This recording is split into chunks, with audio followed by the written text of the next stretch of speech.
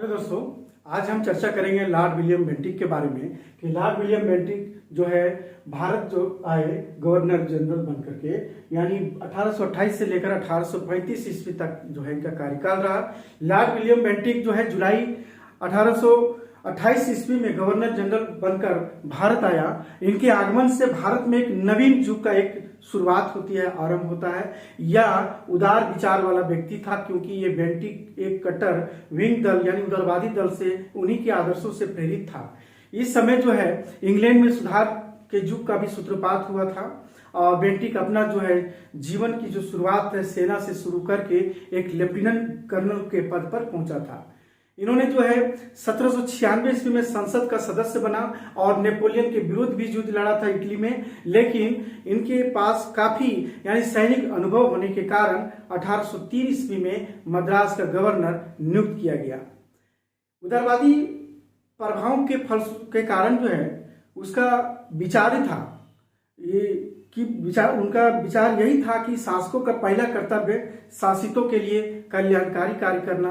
Roberts महोदय ने कहा था, लिखता है कि इनके बारे में कि निसंदेह वह पहला गवर्नर था कि जिसने खुले रूप से इस सिद्धांत का कार्य किया कि शासित जनता का कल्याण करना भारत में ब्रिटिश अधिकारियों का पहला कर्तव्य है।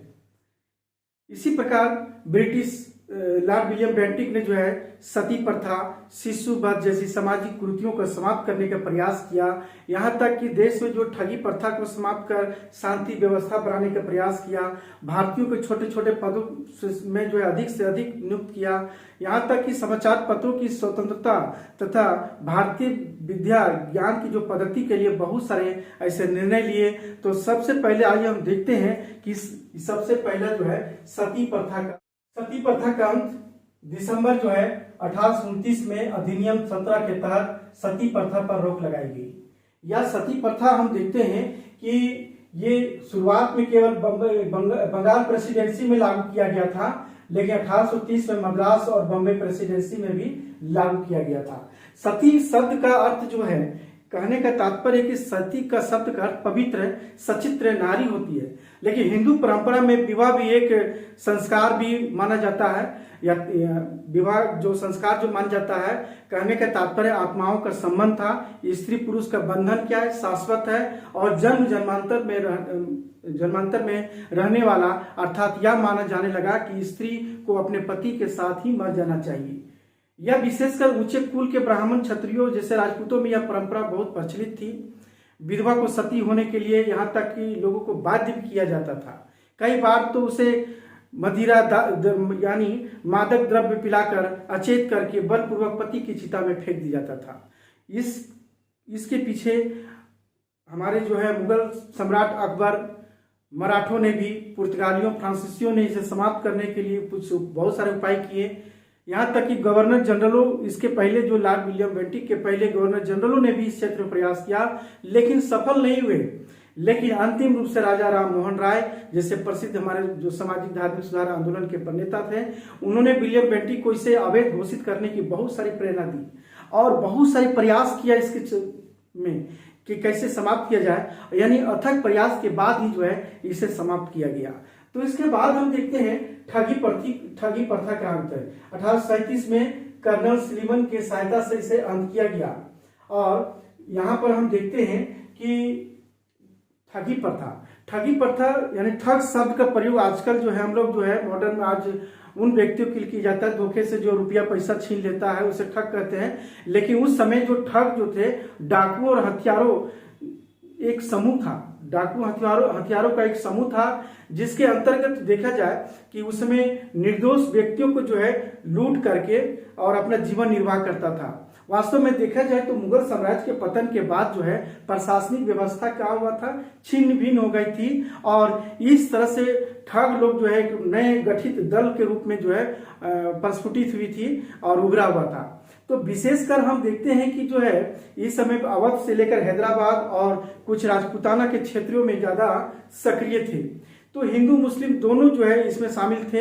ये लोग काली दुर्गा और भवानी का भी जो है पूजा करते थे और शिकार का जो सिर है काट कर देवी देवताओं में जो है चरणों में जो है उनके बलि चढ़ाते थे। तो कर्नल स्लीमन के ही को जो है ठगी के विरुद्ध जो है कार्रवाई करने के लिए नियुक्त किया गया।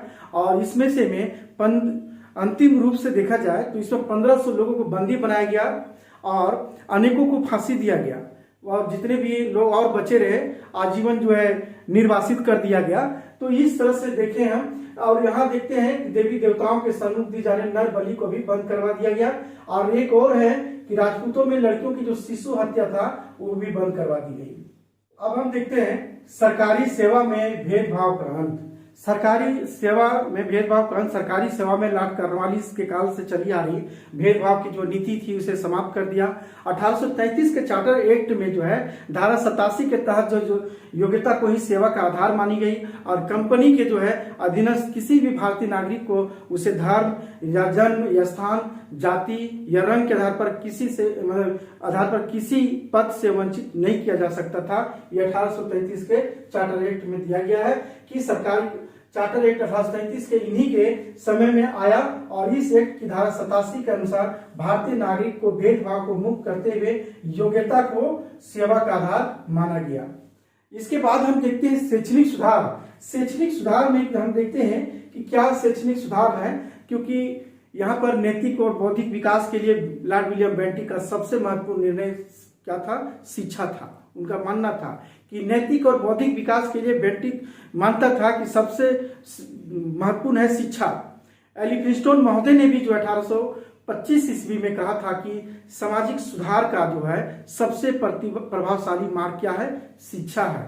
बेंटिक ने शिक्षा का उद्देश्य या माध्यम दोनों पर बहुत विचार किया, और बेंटिक ने अपने विचारों को 2 फरवरी 1835 ईस्वी को एक स्मरण पत्र प्रतिपादित किया। लिखा उसने भारत के आयुर्वेद, विज्ञान, गणित, ज्योतिष, इतिहास, भूगोल की खिल्ली उड़ाई गई, लेकिन कहा कि क्या हमें यह मिथ्या धर्म से संबंधित इतिहास, गणित और ज्योतिष क्या आयुर्वेद पढ़ाना है?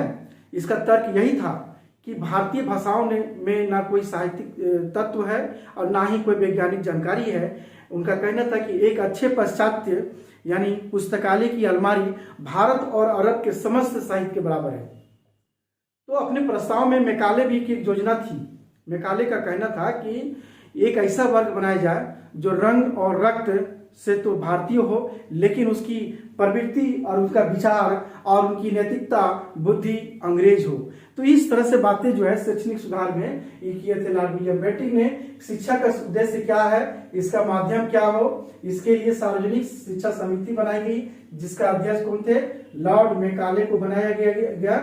इसमें प्राचीन विद्या के समर्थक विल्सन और प्रिंसेप था, वहीं पश्चात विद्या के समर्थक कौन थे? ट्रेवलियन और राजा राम मोहन राय थे।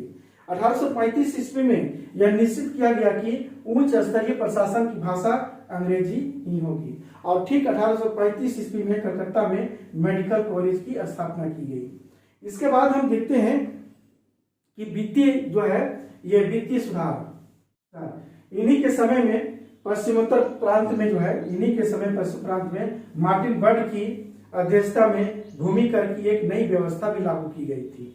तो बर्मा में भी हम देखते हैं कि युद्ध हुई थी, काफी कंपनी के काफी खर्च हुए थे, उनका कोष खाली हो गया था, लेकिन 1828 में व्यय ज्यादा और देखा जा गया वहां उस समय लॉर्ड विलियम बेंटिक देखा कि व्यय यानी खर्च अधिक हो रही है और आय कम हो रही है। तो इस तरह से बेंटिक ने सबसे पहले आर्थिक समस्या पर ध्यान दिया।